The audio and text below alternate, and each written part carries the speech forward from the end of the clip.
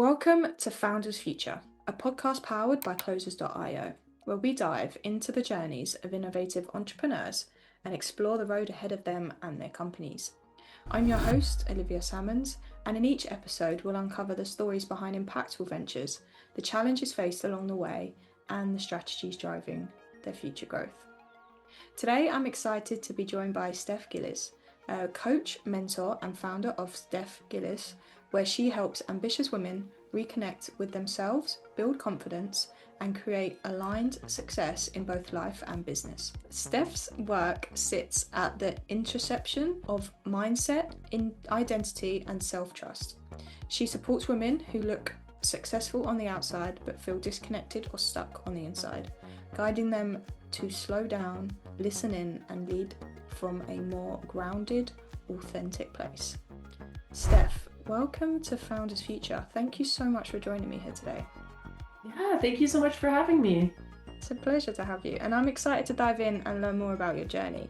So, typically with all of my guests, I do actually like to start at the beginning. So if you don't mind taking me back to what it was you was doing before you jumped into the coaching space, and then from there, what was the motivation behind it? Yeah, I actually had 32 jobs in 15 years. So Nice. I got really good Wow. at applying for jobs and I tried a little bit of everything, trying to figure out what I wanted to do.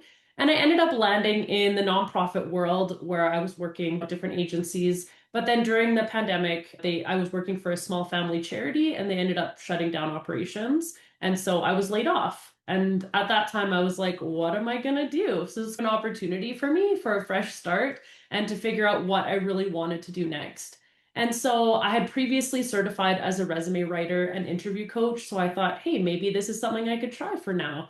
And so I started writing resumes meant to be just part-time or like temporary, something I wasn't going to do for very long, just in the meantime while I was figuring it out. And here we are 5 years later. And I'm still now I'm doing more coaching and helping people with career transitions as Yeah. well as that mindset work. And then I really focus on the intersection between career development and mental health.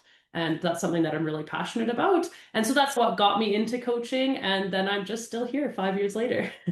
I love it. And a lot of experience writing CVs or rewriting CVs to get 32 jobs is a pretty, as much as, yes, that's a long time, it's a amount of jobs, but that's pretty impressive to able to actually achieve that and successfully land 32 jobs over that period of time. So putting all that knowledge to good use now. And what would you say is the typical or like the first issue that you help people overcome with that mindset shift? Because it is a big challenge trying to find a career or the right job or the right path for you moving forward, right? I think a lot of times people get so focused on figuring out that one thing that they're meant to do. They're Yeah. like, what am I supposed to do? I need to figure this out. Like even starting a business or picking a career, they're like, okay, I need to figure out what I need to do, what I want to do. But the truth is that most of the people, I've written over 2,000 resumes, and almost everyone, every resume that I've written, they all have career changes. They all have times when they've been laid off. They've all made decisions that they weren't expecting, or they had to move, or they had to look after family members or something happened in their career. It's very rare to see a linear career path.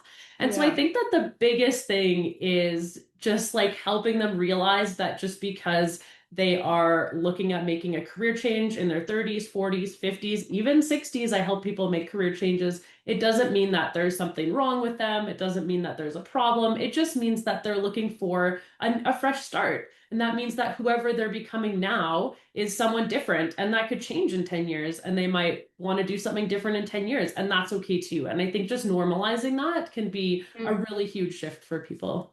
I love the way you put that, normalizing it as well, and just, as you say, making it okay. We can transition whenever, we can pivot whenever. Society doesn't have to tell us when to. So let's dive into that a little bit more then. So walk me through it. At the moment, like who would you say is your ideal client? Like who do you love to work with if you could every day? And then from there, how is it you help them and how do you support them along that journey? Yeah, so I typically work with people who are mid-career. I work with mostly women, but I work with men as well. And I work with people who are tired of what they've been doing, sick of their job, looking for that transition. Maybe they've been in a toxic work environment and they need to get out. And I help them figure out what their options could be. So sometimes people, and myself included, when I was laid off, I was like, I don't know what my options are. I don't think I have very many options. And I work with them to help them figure out what their options are just by looking at their skills, what they're passionate about, what they're good at, what kind of work-life balance they're looking for. All those things play into what kinds of roles that might interest them. And then we go through that and we come up with a list of job opportunities. After writing so many resumes, I can really look at a list of skills and see what jobs that people could possibly do with those skills. And it's really a lot bigger. There's a lot more choice than people think there is, which is really fun for me to be able to tell them, hey, you have a lot more options than you think you do. And so that's really interesting. And they really enjoy that part of it. And then they do some exploration on their own, looking into making sure the salary matches what they're looking for, what the job actually looks like. I encourage them to talk to people who are in those positions. They can get some insider track of what those positions might actually look like to know if that's something they really want to do. And then Mm. going from there is just adjusting their resume, getting them prepared in interviews, and getting a job search strategy together. Because oftentimes, like when you're helping someone transition, for example, I worked with someone who was a director in a bank and she wanted to move into the nonprofit world. And she'd been applying for jobs with her banking resume for 8 months or 9 months, and she wasn't getting any hits because why would a nonprofit agency hire someone who's a banker? It just doesn't make sense. And so we had to completely re-strategize, rewrite that resume, focus on all the things that she did at work that didn't really have to do with banking, but had to do Yeah. with the community development aspect of things. And we focused a lot on her volunteer work and all the things she's done in the community over the past 10 years.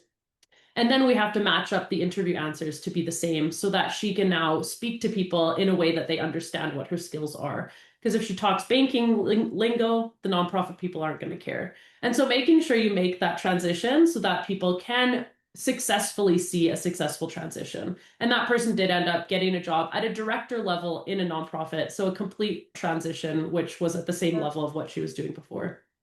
Amazing. I love that. So really, as you say, like emphasizing not only on running through the CVs and obviously the career itself, but honing down what people want to do and making sure that what their skill set brings already matches that new role, whether it's in a different field or a different career or not, which is really cool. And a lot of detail gone into that. So how long do you typically tend to work with your clients, or does that just depend on where they are when they meet you? Yeah, it usually depends a little bit, but it's anywhere from 3 to 6 months, depending on what each individual needs. Some people already know what their transition is and just needs Yeah. help with the execution. And some people don't have any idea. And some people, I've worked with people who want to start a business. And so we've had to switch gears halfway through. Now we're not creating a resume and interview coaching, but we're working on getting set up for the business side of things. And so it really depends on what each person needs, but usually around that 3 to 6 month mark. Yeah. Awesome. And I like, as you say, completely tailored to them as well, which is such a unique aspect coming into that. And then, Steph, I'm also curious to find out is how you go about acquiring your customers. So, like, in terms of like channels or methods, like, what are you finding most effective in really finding that right person to work with? Yeah, I spend a lot of time on LinkedIn, and that's where I've gotten most of my clients from. And then from there, it's been through referrals, through people who've worked with me. That's been also a really beneficial way to get clients. And another way that I've found really effective, especially being a resume writer, there's not a lot of resume writers. There's quite a few, but not like as many career coaches. So I partner with other career coaches who don't write resumes. And so Mm, then I also get referrals from them and then provide a referral fee for that so that I can then write resumes for yeah. career coaches who don't have that. And then in this year, this coming year, at the end of 2025 and into 2026, I'm doing a lot more speaking. So I've been getting speaking opportunities to be able to get myself out there a little bit more. Nice. So taking approach at a lot of different avenues, which is nice, helps with the consistency and lead flow coming in. And then I suppose with LinkedIn as well, is it mainly organic or do you run any form of ad campaigns to really drive the traffic towards you? Yeah, it's I have never run an ad campaign. It's mostly Okay. organic, having conversations, connecting with people, networking with other coaches, and just having those conversations. That's really what it's been most successful for me on LinkedIn. Nice. So yeah, as you say, just being authentic, putting yourself out there and the right people coming in. I also really like the fact that you team up with other coaches as well, so offering a service that obviously they don't provide that is unique to you, which is really a nice approach to that as well, just staying top of mind in the ecosystem, which is really cool. And then do you have a team on the back end helping you out with like social media and like marketing, or do you run it all yourself along with like maybe the sales process and just putting out all those fires that you have to as a founder? Yes, I do it all myself, honestly. I've gone back and forth on this whole thing, but Yeah, I do have resume writers that I will draw upon if I have too many resumes. I can't write them all myself, but most of the time, yeah, I do everything. It's all just me. That's why my LinkedIn sometimes has months where I don't post for a while. But that's the benefits and drawbacks of being by yourself for sure. 100%. And it is just juggling those hats. Where can I find the time? Needs my work most at that time as well, and must take priority. And then what are your plans for the next 6 to 12 months as you like look to scale the business? Do you have any goals or any new projects that you're working on that you're looking to come out in the new year? Yeah, so I'm really like enjoying the speaking thing. So I started speaking at the end of this year and it's been a lot of fun.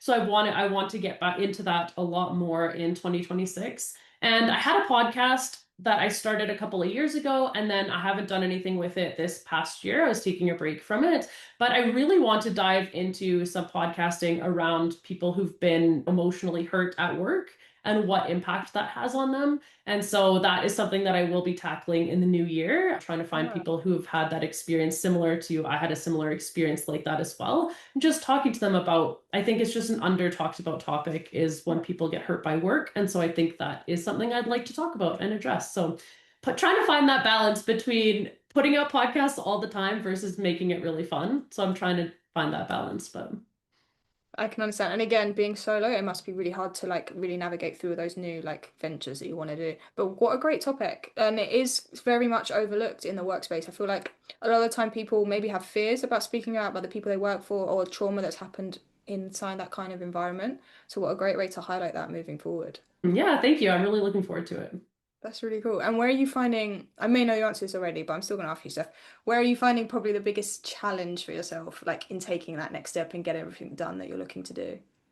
Yeah, probably just the time, honestly. Like, I think time and balancing everything between sometimes things like posting on LinkedIn or being more active on LinkedIn takes a back Yeah. seat because I have a lot of other things going on. And so I think that the time is definitely something that is an ongoing challenge when you're a solopreneur. And I think that is something that could be explored going forward. I think that over the past several years, I've been early in my business. And so hiring someone was just not really on the radar. But now, year five, I feel a lot more balanced. I'm not in survival mode anymore. So I think that's something that could be explored going forward so that I have more time for some of the things that I like to do. Yeah, 100%. Where would you maybe consider growing the team? Would it be like in area of coaches or more so like on the operations of back end of team, like stuff to helping you, as you say, with staying consistent on LinkedIn, for example? Yeah, probably the operations for right now. I think that would be the way to The go. way. That's the stuff I don't like as much. So I would probably choose that over the coaching and resume writing. But Fair enough. Fair enough. And it makes sense sticking within your zone of brilliance anyway is always the right way forward, wherever that might be. And then, Steph, I have one final question to ask you before we log out. So, if you could go back in time, maybe 5 years ago, just before when you started your own entrepreneurship journey, and you could only leave yourself with one piece of advice moving forward, something you know now, but that you didn't know then, what would you say to yourself? yeah, I've thought about this a lot because I've been asked this question before. And I think the biggest thing, and I told this to someone who's just starting out recently, is I would tell myself not to stress so much about all the advice out there. What I found when I first started is everywhere you look, there's a different business coach and they all have different suggestions of where you should be, Instagram, TikTok, LinkedIn, wherever, or they have different suggestions of the type of niche market you should have, or focusing on email marketing, or all these different things. And I was so overwhelmed by it all, and I was trying to do a little bit of everything. And as soon as I was like, you know what, I'm just gonna focus on what I think is working. And at that time, it was LinkedIn. And I was like, this is what I'm gonna do, and I'm just gonna focus on this and just ignore everything else. I found a lot more success in that. And so sometimes, obviously, it's super important to learn because I was not a business expert when I started, but it's also important to make decisions based on what feels right for you in business. And I think that is really important because we can drown in all the knowledge and information out there. And so I think picking the one thing that you think you could stick to and that you think you would enjoy would is the best way to go about it versus just trying to do everything. I love that. And it's so true. Ignoring the noise and just going through your own path is always the best way forward. So I really like that answer. Thank you so much. And Steph, thank you so much for joining me and for sharing your incredible journey and insight with us. Where can our listeners reach out to work with you or connect with you if they would like to do? Yeah, if you haven't figured it out yet, I'm on LinkedIn. Just my name, Steph Gillies. And I also have a website, stephgillis.com, where you can find me there as well. And my podcast is Destination Dream Job. It has been on hiatus for the past year, but we'll be bringing it back up in 2026. Love it. Destination Dream Job coming back 2026. And to our listeners, if you enjoyed this episode, please be sure to go and check out Steph and all the amazing stuff that she's doing. And do not forget to subscribe to Founders Future by wherever you listen to your favourite podcasts. And if you are a business owner, specifically a coach, consultant, or agency owner, and you're really looking to scale your business and you want to enhance your sales and marketing efforts, visit closers.io to hop on a call with one of our team and discover how we went from $0 to $30 million per year in less than 3 years. But until then, keep on climbing, and we will see you on the next one.